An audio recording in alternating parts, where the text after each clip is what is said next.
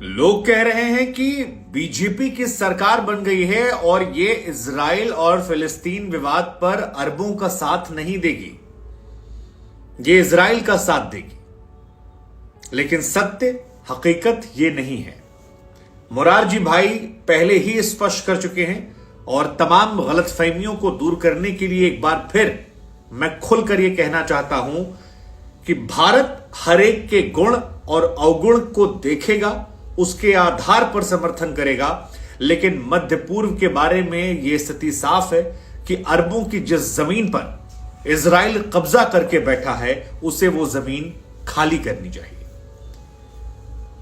ये शब्द हैं भारत के पूर्व प्रधानमंत्री अटल बिहारी वाजपेयी के, जो भारतीय जनता पार्टी के सबसे बड़े नेता हैं या सबसे बड़े नेताओं में से हैं। अगर आप प्रधानमंत्री मोदी को सबसे बड़ा नेता मानते हैं तो हमें लगा कि इजराइल फिलिस्तीन विवाद पर जरा एक बार चर्चा की जाए कि भारत का स्टैंड क्या क्या रहा, भारत किस तरफ रहा।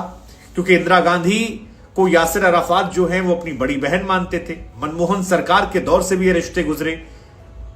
हालांकि इजराइल और फिलिस्तीन विवाद के रिश्ते को देखने का दो नजरिया है। एक नजरिया है हमास के पहले का और एक नजरिया है हमास के बाद का। हमास के पहले और हमास के बाद रिश्तों में जमीन आसमान का फर्क है, लेकिन फिर भी अलग अलग गवर्नमेंट। साल 2017 में जब प्रधानमंत्री नरेंद्र मोदी ने इजराइल का दौरा किया था तो वो फर्स्ट प्राइम मिनिस्टर इंडिया के थे जिन्होंने वहां जाकर दौरा किया और तमाम बार नेतन्याहू के साथ वो नजर आए। अभी हाल फिलहाल में 7 अक्टूबर 2023 को इजराइल के सपोर्ट में उन्होंने ट्वीट भी किया और उसके बाद तमाम लोगों में चर्चा हो गई क्या भारत का ऑफिशियल स्टैंड जो है वो इजराइल को लेकर बदल गया। क्योंकि इंडिया में राइट विंग आइडियोलॉजी जो है उसका झुकाव इजराइल की तरफ माना जाता है, जो बाकी आइडियोलॉजीज हैं उनका झुकाव माना जाता है फिलिस्तीन की तरफ। इसको लेकर भी कोई रॉकेट साइंस नहीं है। इंडिया में बीजेपी को गैर मुस्लिमों के वोट के लिए जाना जाता है। ये माना जाता है कि एक ऐसी पार्टी जिसे मुसलमान कम पसंद करते हैं और इसी वजह से बाकी जितनी पॉलिटिकल पार्टी हैं उनका अप्रोच उधर रहता है और बीजेपी का हमेशा अलग रहता है। ये बहुत सिंपल सी आइडियोलॉजी है, इसमें कोई रॉकेट साइंस इंडिया में नहीं है। इसी वजह से बाकी पॉलिटिकल पार्टीज जो हैं वो अक्सर आपको फिलिस्तीन के समर्थन में दिखेंगी और बीजेपी के अक्सर नेताओं को आप इजराइल के समर्थन में बोलते हुए पाएंगे। लेकिन अगर इंडिया और इजराइल के रिश्तों को अलग अलग सरकारों में समझना है तो आपको इतिहास में चलना पड़ेगा 1974 हमास के पहले, और आपको यासिर अराफात साहब का वो स्टेटमेंट सुनना पड़ेगा जब संयुक्त महासभा में उन्हें बुलाया गया था और संयुक्त राष्ट्र महासभा में वो पहुंचे और वहां पर उस वक्त वो पीएलओ के प्रमुख थे, पीएलओ यानी कि फिलिस्तीन लिबरेशन ऑर्गेनाइजेशन, और उन्होंने एक भाषण दिया। उस भाषण के आखिर में कहा कि मैं जैतून की शाख और स्वतंत्रता सेनानी की बंदूक लेकर आया हूं, आशा है कि, और ये कहा कि वो जैतून की शाख जो है उसे गिरने ना दिया जाए क्योंकि अगर वो गिर गई तो फिर वो बंदूक उठ जाएगी और बंदूक उठ गई तो फिर कहानी जो है वो नए सिरे से पलट जाएगी।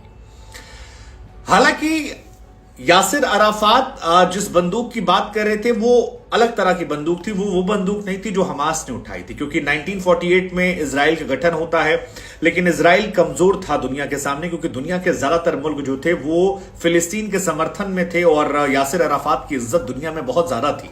कहा जाता है कि इजराइल ने ही हमास की अनधिकारिक तौर पर स्थापना करने मदद की और इसके पीछे एक संगठन जो हमास बनाया गया उसका लॉजिक यह था कि अगर एक संगठन बन जाएगा जो आतंक या कहें कि बंदूक के दम पर काम करना चाहेगा तो फिर गलतियों की गुंजाइशें ज्यादा हो जाएंगी और वहां पर इजराइल के लिए मौका हो जाएगा। और आज तक वही कहानी है, आज तक वही कहानी है। इजराइल 10 मारता है, हमास 10 मारता है तो उसके बदले 1000 लोगों की मौत हो जाती है और इजराइल हर बार वही कह रहता है कि जी हमने तो पहले हमला नहीं किया था, पहले हमला इन्होंने किया था, हम अपने बचाव में हमला कर रहे हैं। और दुनिया में उसको लेकर सहानुभूति रखने वाले लोग इस बात को जोर शोर से रख देते हैं और हर बार यही कहानी रिपीट होती है। हालांकि हम आते हैं अपनी कहानी पर। महात्मा गांधी जी ने एक दौर में कहा था कि जैसे अंग्रेजों का इंग्लैंड है उसी तरह से अरबी लोगों का फिलिस्तीन है, और ये बात उन्होंने कही थी। तो महात्मा गांधी जी का स्टैंड जो है वो भी फिलिस्तीन। ऑक्सफोर्ड यूनिवर्सिटी में एक रिसर्चर हैं, उन्होंने कहा कि गांधी जी जो हैं वो इजराइल के कब्जे के खिलाफ एक सैद्धांतिक रुख अपनाते थे और इस विवाद के लिए वो अंग्रेजों को जिम्मेदार मानते थे जिन्होंने हर जगह एक ही पॉलिसी की थी। जैसे इंडिया में हिंदू मुसलमान को लड़ाया था, ऐसे ही वहां पर यहूदियों और मुसलमानों को लड़ा दिया था। हालांकि उनके हिसाब से गांधी जी जो हैं वो यहूदियों से सहानुभूति रखते थे। उनका यह मानना था कि जैसे अंग्रेजों जैसे इंडिया में दलितों के साथ अछूत माना जाता है हिंदुओं में, ऐसे ही ईसाइयों में यहूदियों को अछूत माना जाता है। लेकिन वो ये भी मानते थे कि अगर इजराइल देश बनेगा तो इससे फिलिस्तीनियों और यहूदियों के बीच में दूरियां बढ़ेगी, यानी अरब और इनके बीच में दूरियां बढ़ेगी। ये उनकी कहानी निकल कर आती है। हालांकि ये कहानी इंडिया से जुड़ी कहानी है, उसमें थोड़ी इमोशन ज्यादा नजर आते हैं। अब जहां तक बात पंडित नेहरू जी की है, जो पहले हमारे प्रधानमंत्री थे, उनका यह मानना था कि फिलिस्तीन के अंदर ही दोनों कम्युनिटी को जगह मिलनी चाहिए, जिसमें मुस्लिम समुदाय और यहूदी समुदाय होते, और यरूशलेम क्योंकि मुस्लिमों के लिए भी पवित्र जगह है, यहूदियों के लिए भी है, लिहाजा इस शहर को एक अलग से स्पेशल स्टेटस का दर्जा दिया जाए, और उसी के बाद फिलिस्तीन को अगर तोड़कर बनाया जाएगा तो फिर वहां पर फिलिस्तीनियों के साथ अन्याय होगा, बेहतर है विभाजन ना हो और एक साथ कर दिया जाए। ये उनका मानना था कि एक देश हो जिसमें दोनों रहते हो अलग अलग, और इसी वजह से विभाजन के खिलाफ उन्होंने मतदान दिया था संयुक्त राष्ट्र में। जब ये इंदिरा गांधी के दौर की बात करें तो इंदिरा गांधी के दौर में भारत और फिलिस्तीन के रिश्ते जो थे वो सबसे ज्यादा मजबूत रिश्तों में थे, क्योंकि 1974 में पीएलओ के जो नेता थे यासिर अराफात, वो इंदिरा गांधी को अपनी बड़ी बहन मानते थे, और इस वक्त फिलिस्तीन को लेकर इंडिया ने सपोर्ट किया था, और इंडिया पहला गैर अरब देश बना था जिसने सपोर्ट किया था। ऑब्जर्वर स्टेट का यूनाइटेड नेशन में इंडिया ने सपोर्ट किया था। 1980 में जब इंदिरा गांधी दोबारा लौटी, तब एक बार फिर फिलिस्तीन के अंदर दूतावास खोलने की इजाजत जो है वो दी गई थी, और उस वक्त यासिर अराफात जो हैं वो तमाम देशों से पाबंदियों का सामना कर रहे थे। लेकिन इंदिरा गांधी वो प्रधानमंत्री जो 1984 में लीबिया की राष्ट्रीय यात्रा के बाद यासिर अराफात के मुख्यालय का दौरा किया। हालांकि इसके बाद इंदिरा जी की डेथ हो गई, और उसके बाद बहुत सारी कहानियां बदली। यासिर अराफात जो हैं वो उनके अंतिम संस्कार में भी शामिल हुए थे, और फूट फूट कर रोए भी थे। बहुत सारी तस्वीरें जो हैं उस दौर में निकल कर आई थी।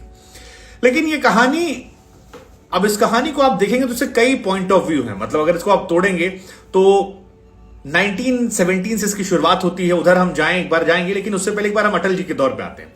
अटल जी के दौर में जब अटल जी का ये स्टेटमेंट हमने आपको बताया, जिसमें अटल बिहारी वाजपेयी ने कहा था कि इजरायलियों को कब्जा वाली जमीन छोड़नी चाहिए, फिलिस्तीनियों देनी चाहिए, ये स्टेटमेंट उस दौर का है जब जनता पार्टी की सरकार थी, यानी भारतीय जनता पार्टी की सरकार नहीं थी, जनता पार्टी संयुक्त सरकार थी, और एक कॉमन एजेंडे के तहत।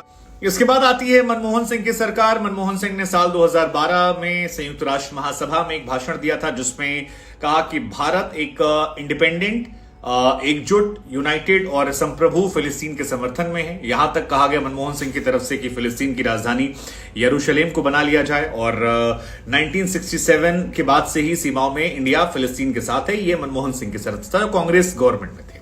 सो ये गांधी जी से लेकर यहां तक सारा जो स्टैंड था पूरा क्लियर, वो इधर जाता है फिलिस्तीनियों के साथ यासिर अराफात साहब के दौर में। हालांकि इसके बाद डोनाल्ड ट्रंप की सरकार ने इजराइल को मान्यता देनी शुरू करी। इजराइल इंडिया के रिश्ते बेहतर होने शुरू हुए। डोनाल्ड ट्रंप के साथ मोदी के रिश्ते अच्छे थे, और जब मोदी गवर्नमेंट आई वहां से इंडिया और इजराइल के रिश्तों में जमीन आसमान का फर्क आ गया। 2017 में इजराइल जाने वाले नरेंद्र मोदी भारत के पहले प्रधानमंत्री थे। पीएम मोदी और इजराइल के पीएम नेतन्याहू के संबंध जबरदस्त हुए, और बहुत सारी तस्वीरें निकल कर आई। 2018 के बाद इजराइल ऐसा देश है दूसरा जिससे भारत सबसे ज्यादा हथियार खरीदता है, और इजराइल भी भारत को जबरदस्त तरीके से मदद करता है। 2018 के बाद से 16,000 करोड़ से ज्यादा के हथियार जो हैं भारत ने इजराइल से खरीदे थे, और यह अपने आप में बताने के लिए काफी है कि नरेंद्र मोदी सरकार में रिश्ते कितने मजबूत हुए। उसके बाद ये आंकड़े बढ़े हैं। 14 के बाद से हालांकि इंडिया ने सऊदी अरब, यूएई, ईरान, इजराइल सबके साथ संबंध बनाए। तो ऐसा नहीं केवल इजराइल के करीब गए, हम ईरान के भी करीब हैं, यूएई के करीब भी हैं। इजराइल पर हमले के बाद प्रधानमंत्री नरेंद्र मोदी उन शुरुआती नेताओं में थे जिन्होंने आई स्टैंड विद इजराइल कहा था। हालांकि विदेश मंत्रालय ने उसके बाद यह क्लैरिफाई किया था कि इंडिया पुराने स्टैंड यानी संप्रभु स्वतंत्र फिलिस्तीन के समर्थन में है। लेकिन डिप्लोमेसी में कई बार कहते हैं कि हाथी के दांत दिखाने के और खाने के कुछ और होते हैं। हालांकि 19 अक्टूबर को इंडिया ने फिलिस्तीन के प्रधानमंत्री से बात की, उनके नागरिकों की मौत पर संवेदना व्यक्त की और भरोसा जताया कि मानवीय मदद हम करते रहेंगे, मानवीय मदद लगातार की जाएगी। हालांकि मानवीय मदद तो अमेरिका भी कर रहा है, वो अमेरिका जो इजराइल को मान्यता देता है, यरूशलेम को उसकी राजधानी बनाने की बात करता है, गाजा में $100 मिलियन खर्च करने की बात कहता है, वो भी मानवीय आधार पर मदद करने की बात करता है। तो यहां पर स्टैंड को लेकर चर्चा हो सकती है। लेकिन इस वीडियो में जो बातें बताई हमने, from Mahatma Gandhi ji to Jawaharlal Nehru ji to Indira Gandhi ji to Manmohan ji to Atal Bihari Vajpayee sahab और नरेंद्र मोदी जी, इन सब के स्टैंड जो है वो एक ही हैं। हालांकि तमाम एक्सपर्ट्स ये मानते हैं कि प्रधानमंत्री कोई भी बने, फिलिस्तीन को लेकर सरकार का ऑफिशियल स्टैंड जो है वो यही रहेगा जो बाकी सरकारों के समय रहा, और 2 स्टेट सॉल्यूशन का समर्थन भारत करता रहेगा। लेकिन भारत फिलहाल यहां पर नजर आता है कि अपने हितों को लेकर ज्यादा आगे बढ़ रहा है कि हम सबके साथ रिश्ते बनाएंगे, यहां भी, यहां भी, यहां भी, यहां भी, और जो भारतवासियों की मदद के लिए होगा उसके साथ हम जाएंगे। इंडिया मिडिल ईस्ट के लोगों को भी नाराज नहीं कर सकता, लेकिन इजराइल से संबंध भी बेहतर कर रहा है, और यही कहानी कि 2017 में हम वहां गए, फिलिस्तीन 2008। और वैसे भी विदेश नीति को लेकर यह माना जाता है कि चाहे प्राइम मिनिस्टर नेशनलिस्ट हो, सोशलिस्ट हो या सेक्युलर हो, विदेश नीतियां नेताओं के आधार पर नहीं बदलती हैं, विदेश नीतियां वैसी ही रहती हैं। तो यह माना जाता है कि भारत की विदेश नीति जो फिलिस्तीन को लेकर है वो वैसी ही रहेगी। भारत शुरुआत से मानता रहा है कि 2 स्टेट सॉल्यूशन से इसका हल होना चाहिए, मतलब फिलिस्तीन एक अलग स्वतंत्र देश हो और इजराइल एक अलग स्वतंत्र संप्रभु देश हो। हालांकि पंडित नेहरू इस बात से इत्तेफाक नहीं रखते थे। क्या कहानी होगी ये आगे की बात है, लेकिन आप इजराइल और फिलिस्तीन में किसके साथ हैं और क्यों किसके साथ हैं ये भी अपने आप में है। क्या ये साथ धर्म आधारित है क्योंकि वो आपके धर्म के हैं, या फिर ये साथ इसलिए है क्योंकि मानवता इसमें वजह बन जाती है? और आपको क्या लगता है कि मौजूदा सरकार जो है उसका स्टैंड बीती सरकारों से अलग है? लगता है, नहीं लगता है? हमें दोनों आप बताइएगा। बाकी जय हिंद, जय भारत, नमस्कार।